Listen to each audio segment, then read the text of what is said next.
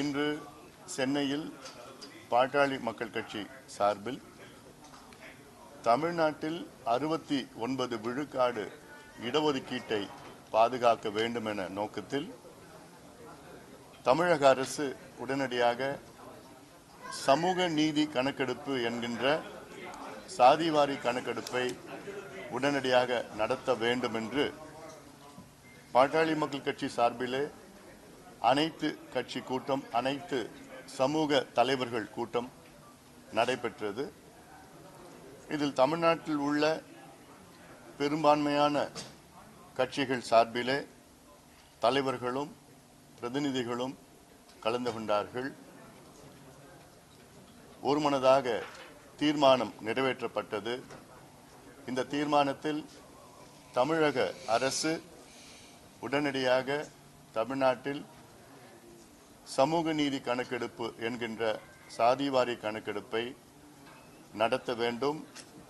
அதில் வருகின்ற நிதிநிலை அறிக்கை கூட்டத்தொடர் பட்ஜெட் செஷன் சட்டமன்றத்திலே ஆளுநர் உரையில் தமிழக அரசு கொள்கை முடிவாக அறிவிக்க வேண்டும்.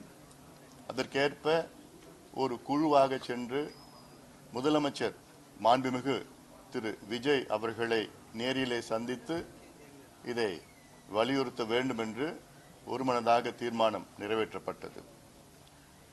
தமிழ்நாட்டில் சாதிவாரி கணக்கெடுப்பு நடத்துகின்ற அவசியம்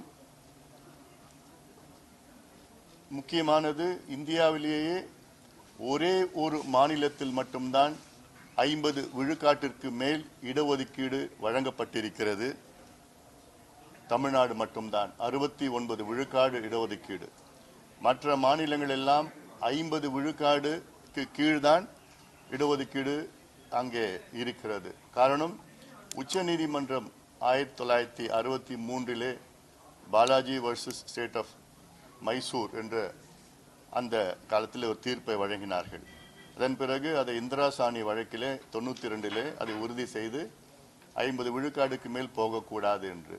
ஆனால் அதன் பிறகு அதிமுக ஆட்சி காலத்திலே 94 முதலமைச்சர் ஜெயலலிதா அம்மையார் அவர்கள் மத்திய அரசை வலியுறுத்தி இந்திய அரசியல் சாசன சட்ட திருத்தம், கான்ஸ்டிடியூஷனல் அமெண்ட்மெண்ட் அதை கொண்டு வந்து தமிழ்நாட்டில் உள்ள 69 விழுக்காடு இடஒதுக்கீட்டை அரசியல் சாசனத்தில் 9வது அட்டவணையிலே பாதுகாப்பாக அதை சட்ட திருத்தம் மூலமாக அதை செய்தார்கள்.